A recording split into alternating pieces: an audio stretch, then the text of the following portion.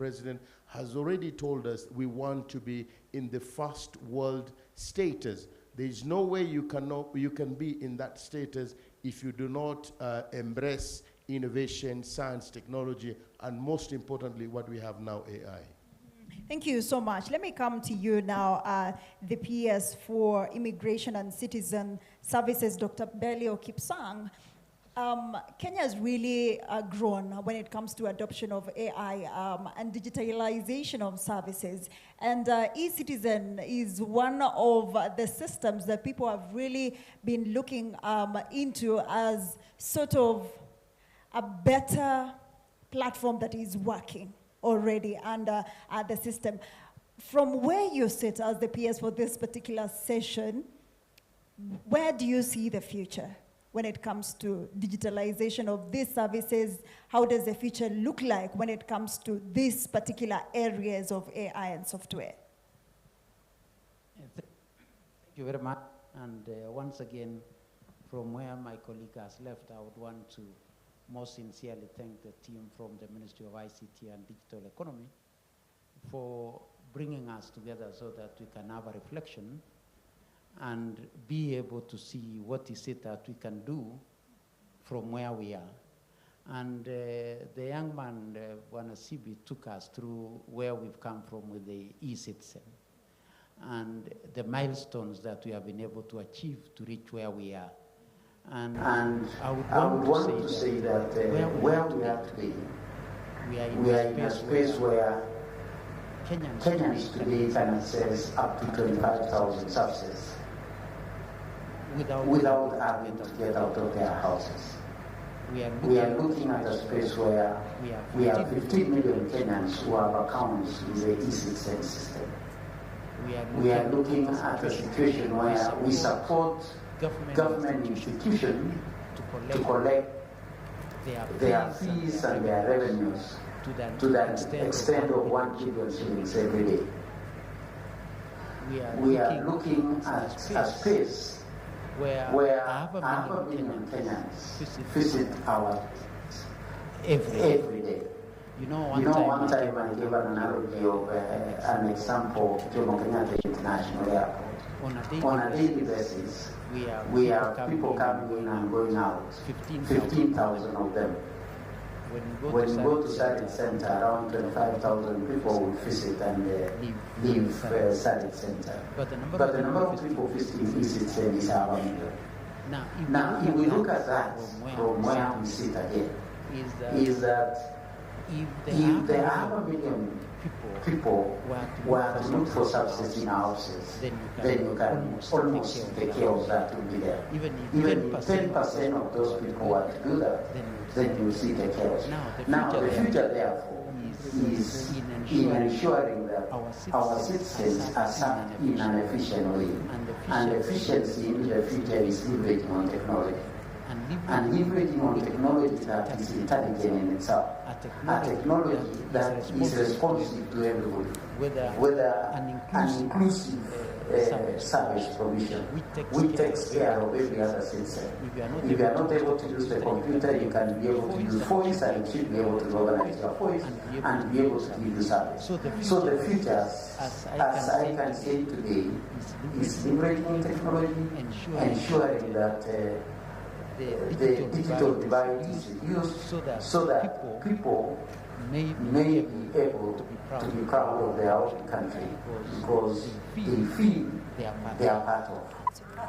Thank you so much. A round of applause for PS for that. So let me come to you to the PS, Mr. Stephen Isabel for the Principal Secretary for Telecommunication and Broadcasting. I am a business journalist as well. And the fear amongst many journalists is this going to, especially when it comes to writers, is this going to replace our future? What then should be done to ensure that there is integration of both systems where there is human and there is AI, because the AI for sure is here to stay. What are the policies governing this particular sector? Thank you very much. I think also just colleagues, first of all, my partner colleagues to the industry for coming up with this Novel Summit. This is what this is going to be driven by.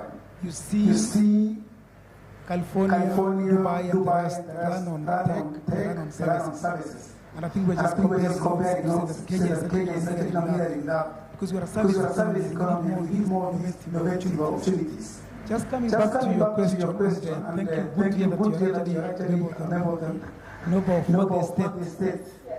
When someone is a bigger actually talk about play.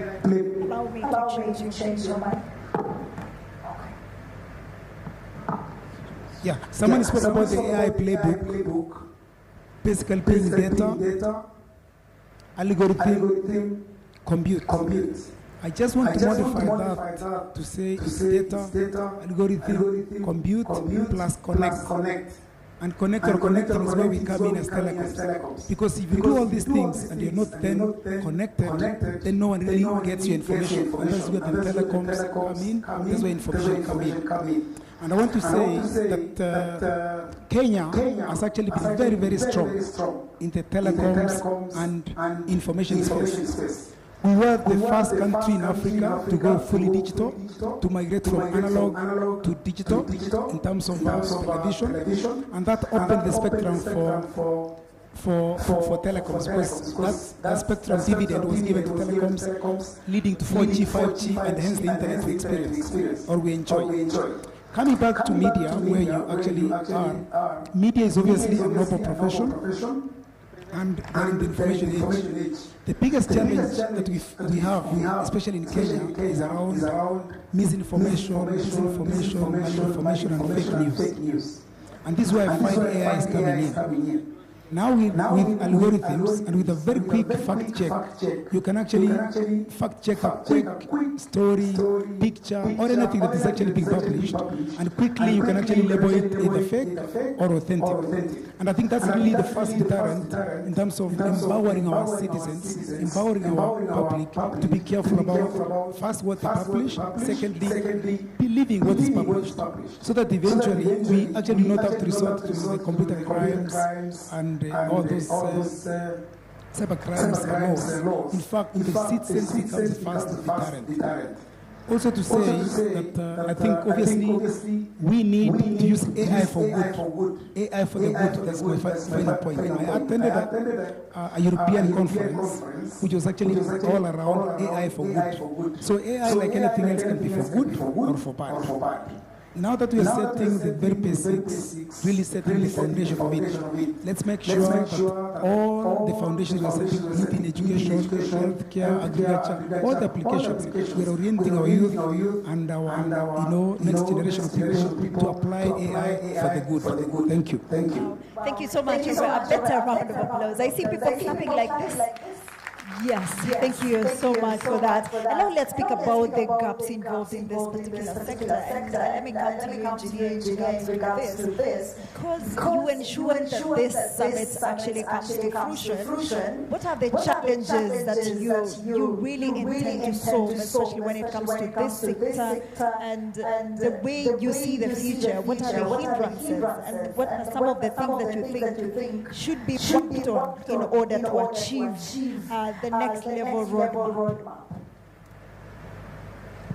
Thank you very much. In the first presentation, which was done by Kunal Latoya, he highlighted the opportunity. What is the global opportunity? What's the addressable market in the African continent? And also indicated some of the issues we need to address. First is talent. We are blessed as a country that we have one of the best talent in the African continent. But we still need to invest. If we must meet the standard, we need to invest a little bit. And I think when you talk very clear, you don't need to know everything. You need to move from a generalist and specialize in one thing and do it so well that when you do it, it is almost like your second nature. So I think in software and AI areas, this is where we need to partner with the academic institutions. That's why we are working this with Moi University. We believe we are partnering with all the other universities in the country. We are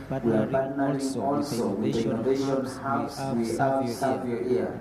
I believe he was here. He's the chair of Association of Countrywide Innovation Hubs, bringing over 160 hubs in the country. We are building the digital hubs in the country, the 1,450. We want to model the training, the display that happens in our training camps for athletics. If you visit any of them, they are able to wake up early, they follow a very strict diet regime, they follow regime, they do a lot of sacrifice. They stay out of their homes to really make sure they do their job well. This is what we need to do now in the software sector. So we are going to work very well with the Eldo Hub, which is based in Eldoret, and all the other 160 digital apps across the country and the 1450. And also our universities. And as my colleague, Professor Shaukata said, we need to look at how to improve the overall innovation ecosystem of the country. The last ranking parameters below 100. We need to be top 50. And it's around 74 metrics that we need to work on. It touches the industry, the sector, academia, and the government agencies. So we've got some work to do so that we can actually achieve that dream, starting with training, capacity building, utilizing the ecosystems we have, and building the right culture, and IP patterns, and working with our global partners. Thank you.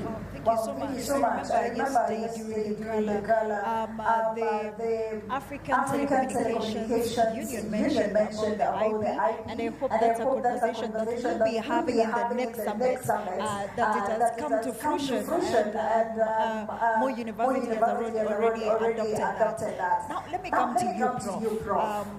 We are talking about adoption. Investments. But then what are some of the low-hanging fruits that you've identified so far? Because we have a team of talented youth right here. Thank you very much. I mean, when you look at this issue of investment, this is very huge. And most of the time, when we compare ourselves with Asian tigers, Singapore, for example, Korea, Singapore is putting almost 1% of the GDP to support this sector of research, development, science, technology, and innovation. When you go to Korea, they are on the upper side, almost 4.5%. At the moment, in this country, we are putting around 0.8%. And I think this is, we are in the right trajectory, in my opinion. So there is that aspect where the government is funding this. But that's what, the government cannot be able to do everything. That's why we have the public-private partnership. And I think this is where the private sector, we have a very vibrant, strong framework of the PPP, the public-private partnership. And I think this is where really want to urge the industry to continue working with us so that we can be able to bridge this gap as well. We have gone to the institutions of higher learning under one of my circles, Kenya National Innovation Agency. We have developed what we call entrepreneurial framework network, so to speak. We have now 25 institutions coming on board, and quite a number of them, they are also allocating resources as well.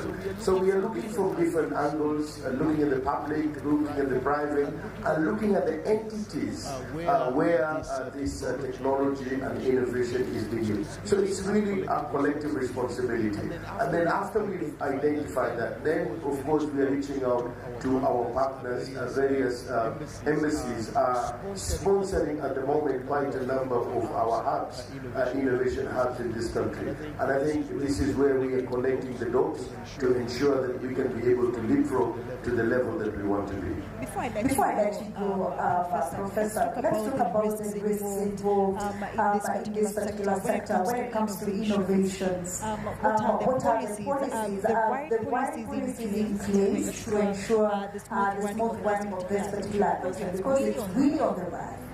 This is a very, very good question, and I think, as it was said in the morning, we already have an AI strategy. Now, together with ICT, we are developing the AI policy so that we can also be able, when you talk about science, you're talking about the light and shadow of science. Science can be positive and science can be detrimental, so to speak. So in this policy, we are addressing all ethical issues. Otherwise, it can easily be abused. So these are some of the risks that we want to sort of address. But we should not deter ourselves from embracing the science and be able to move to the next level. So we are setting up relevant policy in terms of the AI policy. Also, just to let you know that we have finalized science, technology, innovation policy to be able to implement the Science, Technology, Innovation Act that was set up in 2013. So we have all these in our machinery. And lastly, because this is, as we had this morning, globally, we are looking at a market of 1 point something, or is it $2 trillion. We also want to be part and parcel of that. So you're looking at the internationalization of science and innovation. And now we've started developing science diplomacy policy as well, so that we can be able to mingle and interact at the regional and the global level.